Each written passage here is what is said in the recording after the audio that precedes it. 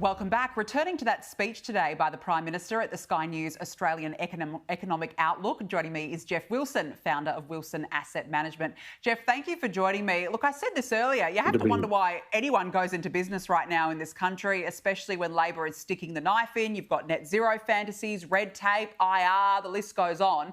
What do you make of the Prime Minister saying that business should be the primary source of growth in the economy when it's pretty tough right now out there?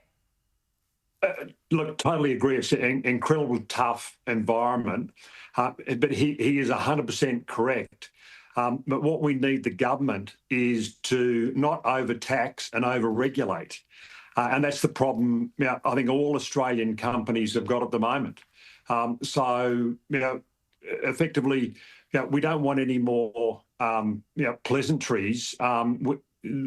Small, medium-sized and even large companies in Australia need some action by this government. We are one of the highest taxed OECD countries. At about 62%, that's corporate and individual tax. So something has to be done. Well, you mentioned tax, and the Prime Minister says that tax reform is a key part of his agenda, and he was a bit testy when pushed on it today by Sky News political editor Andrew Clennell. Have a look. Tax reform will be an important part of this conversation, but not the whole of it. Are you open to raising the GST and lowering income tax? Well, one of the things that we're trying to avoid is just that question. You brought it on the agenda, though. No. And Geoff, it doesn't leave you with much confidence. Labor doesn't have a lot of ideas left. It can't change energy policy, hamstrung by the unions. What does this tax reform look like? Well, let's hope it's a reduction in income tax and a reduction in corporate tax. And one of the things that needs to be off the table is that the ridiculous or stupid or insane tax on unrealised gains, which really is incredibly negative for medium long-term productivity. Any small growth company in Australia that's looking for patient capital from the superannuation sector, and there's $1.1 trillion in self-managed super funds that's going to evaporate if this tax comes in.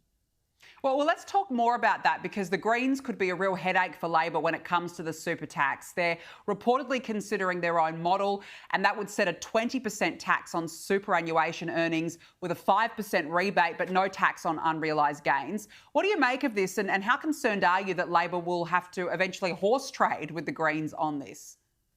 Well, first off, I think either Anthony Albanese or Jim Chalmers should have gone a couple of days ago with a couple of bucks and bought the Australian newspaper and read Matt Cranston's front page article, which talked about this.